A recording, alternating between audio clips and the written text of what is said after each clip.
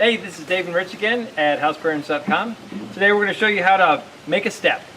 We got Caleb mixing the concrete over here, and this is our step.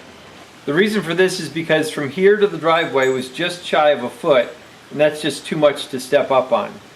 And so we wanted to add this just for ease of walking. We built our form and cut it according to the slope of the driveway. And then we shored up this form.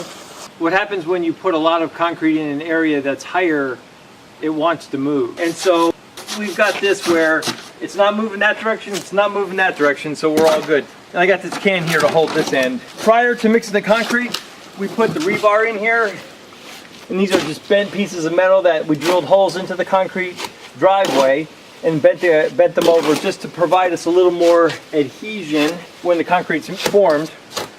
It'll hold to that and it won't slide anywhere, and it will give us more strength. This would be bag number 3 of concrete for this step. And when we get that in, we're going to go, probably bring it up to this level here. Now we've got a real thin area here that I expect will crack, so we got a different concrete for that. This concrete's stronger, it's fiber mesh. If it still cracks because you're not supposed to go that thin on regular concrete, then we'll go ahead and do a layer of self-leveling concrete, which is made to really go thin and down to a feathered edge. We're going to take that risk and see if we need it or not. But here we go. Now we're going to go ahead and put this the next to last bag of concrete on there. And we only like to pour concrete when it's super hot.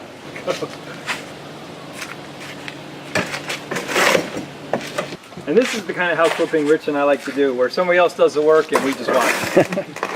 It's true. It's getting there. All right, so you can see we've got our expansion joint in there. It gives us, between layers of concrete, more often than not you would put that expansion joint in just to keep the concrete from cracking.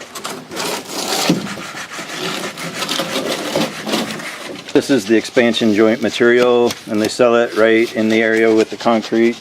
This last stuff is meant to go on a little thinner. It's smaller aggregate in there, so we can go down to 1.5 inches or so.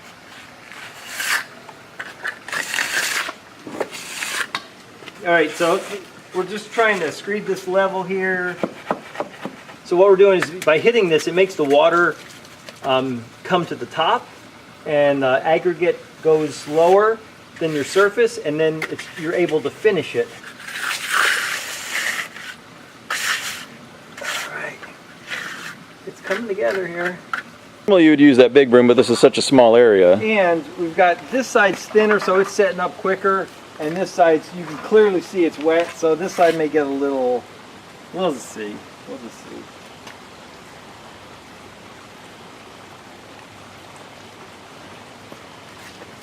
Looks pretty nice. I think that's all right. You think it's all right? Look. You're just trying to make a little bit of grooves for traction, right? Right. And call it a day, man. All right, so that just made some little grooves in there. Well, we let the concrete set up over the weekend, and we took the forms off this morning, and look at that. It turned out great. And the broom brushing left a really nice little finish there. Give some traction on an icy day or even a rainy day.